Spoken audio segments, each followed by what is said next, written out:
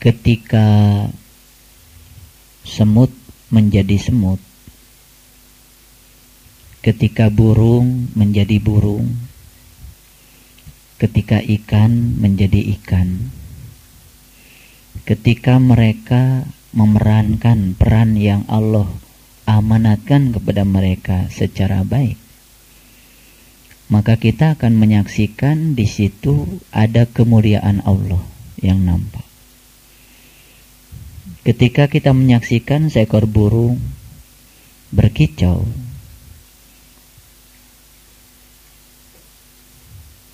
dengan penuh riang dan gembira,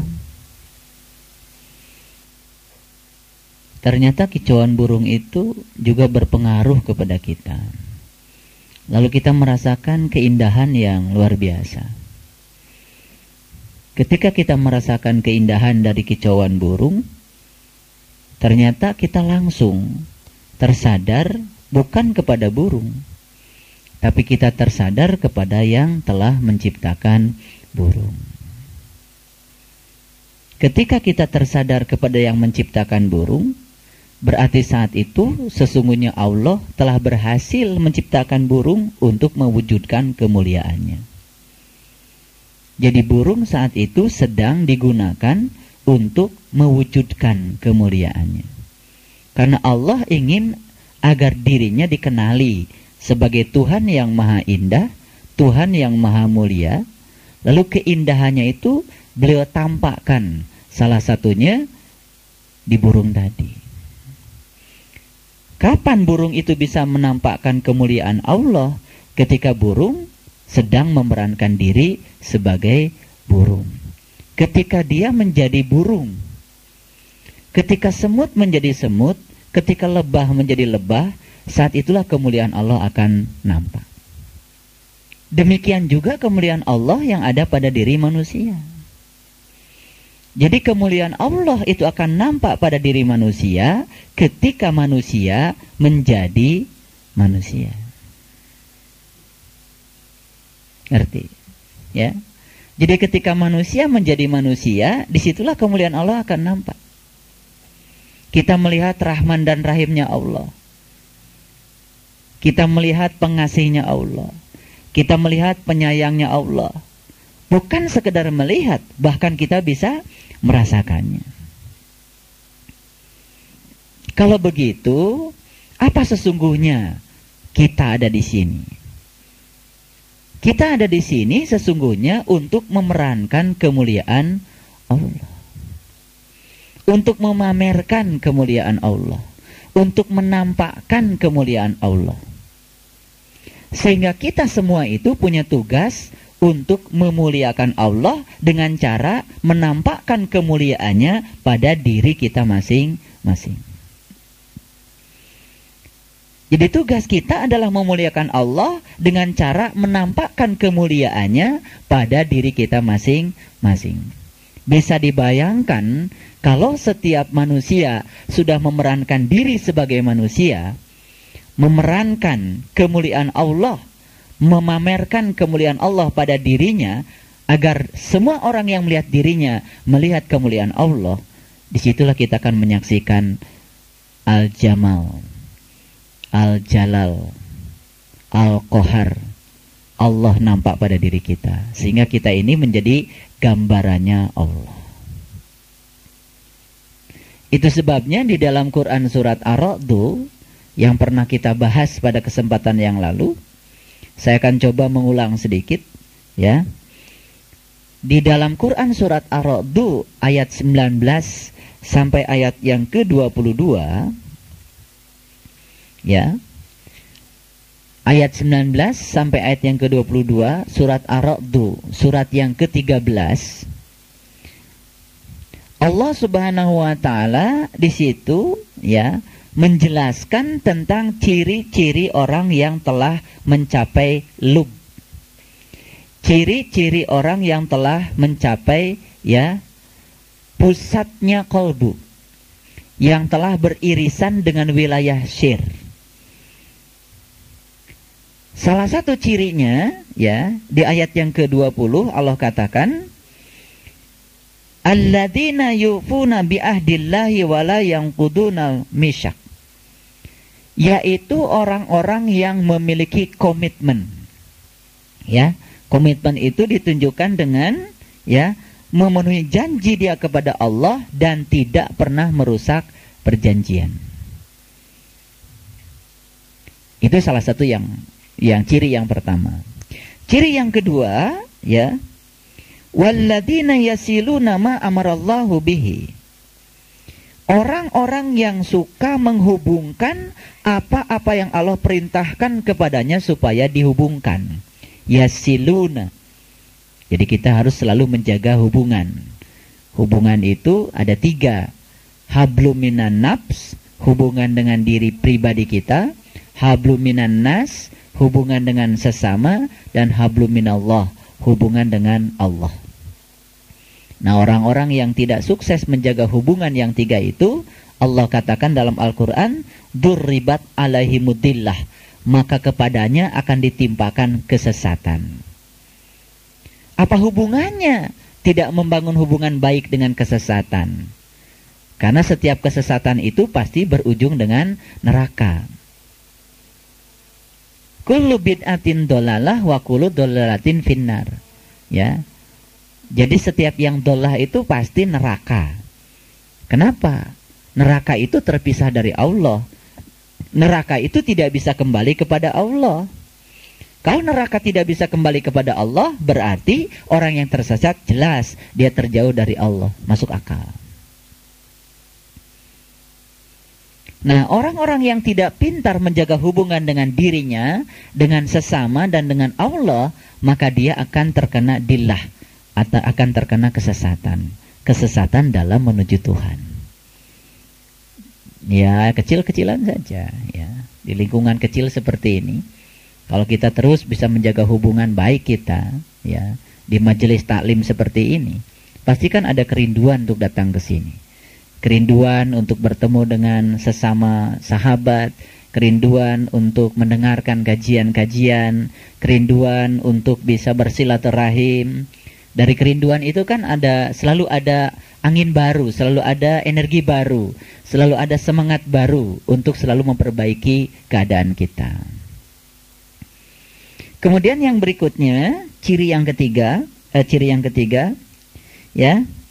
Dan mereka takut kepada Tuhannya dan takut kepada hisab yang buruk. Nah, ini kalau diterjemahkan dalam bahasa yang sederhana, takut kepada Tuhan dan takut kepada hisab yang buruk itu adalah takut tidak bisa berjumpa dengan Tuhan. Ciri yang keempat, ya. Ciri yang keempat, walladzina sabaru btigo awajhi rabbihim, yaitu orang-orang yang sabar dalam mencari wajahnya Allah.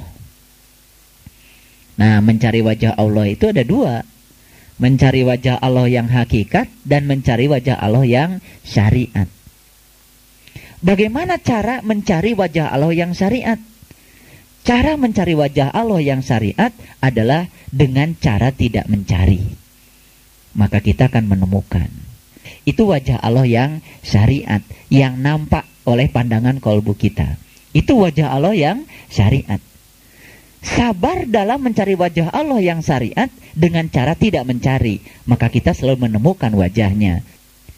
Yang kedua adalah sabar dalam mencari wajah Allah yang hakikat. Ini yang lebih dalam lagi. Mencari wajah Allah yang hakikat itu artinya adalah menemukan wajahnya di setiap peristiwa. Menemukan wajahnya di setiap kejadian. Sehingga kita bisa mengubah sesuatu yang tadinya kelihatan sebagai penderitaan itu menjadi cinta dan nikmat. Sesuatu yang tidak menyenangkan itu kita bisa ubah dengan sudut pandang kita ketika kita sudah menemukan wajah Allah di situ sebagai sebuah perwujudan dari kasih sayang Allah, sebagai perwujudan dari kemuliaannya. Nah, inilah yang harus kita upayakan, mencari wajah Allah yang hakikat.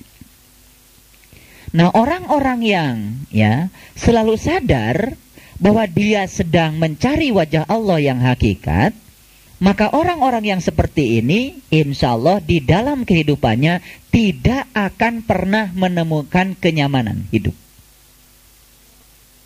Karena dia sadar bahwa sesungguhnya ya, setiap peristiwa yang terjadi pada dirinya adalah upaya Allah untuk membangun karakter dirinya agar terjadi proses pertumbuhan ruhania, sehingga ruhanianya suatu saat memiliki karakter sebagai ahli surga.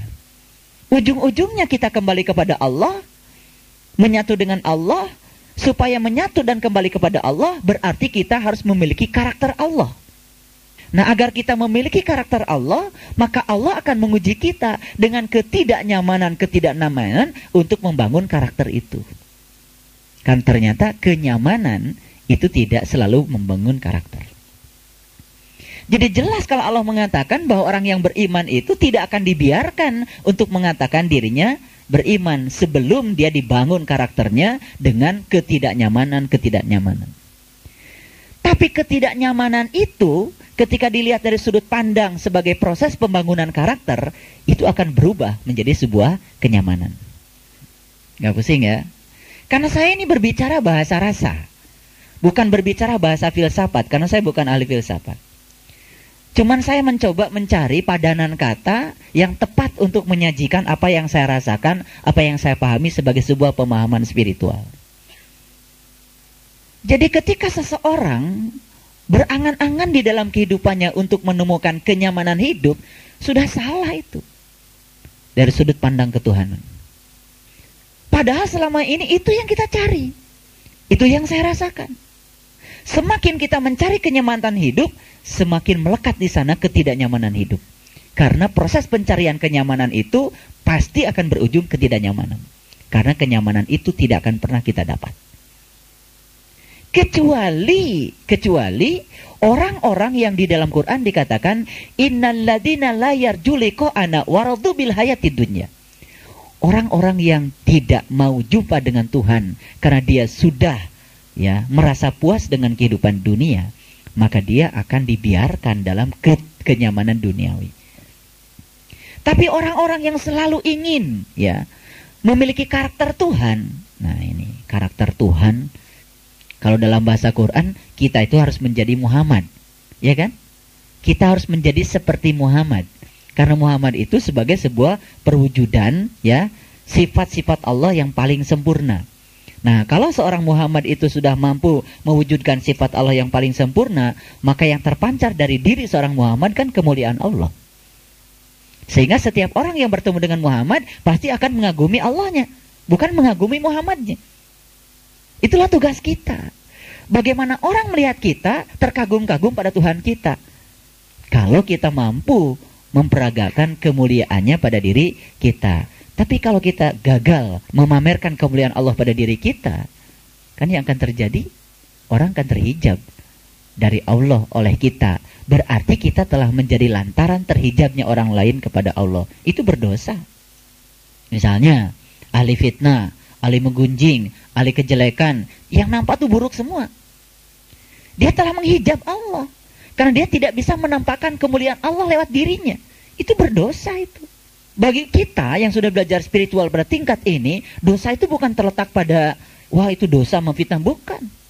Kita sudah bisa melihat akibat-akibatnya dalam konteks sekarang. Ketika kita telah menjadi penghalang seseorang untuk sampai kepada Allah, karena kita tidak sukses memeragakan kemuliaan Allah pada diri kita, kita telah menjadi hisab itu, kita telah menjadi hijab. Dan itu kita berdosa, berarti kita gagal, gagal memerankan peran Allah yang diberikan kepada kita. Jadi kita telah gagal memerankan manusia. Nah, untuk memerankan kemuliaan Allah pada diri kita, maka kita harus menjadikan kita sebagai manusia.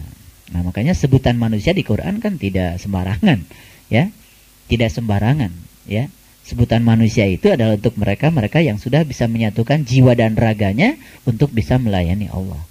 Yang bisa menyatukan jiwa dan raganya untuk memeragakan kemuliaan Allah. Makanya kan Nabi Muhammad itu terkenal dengan akhlaknya yang mulia, akhlakul karimah itu. Nah, karena beliau sudah memeragakan kemuliaannya Allah.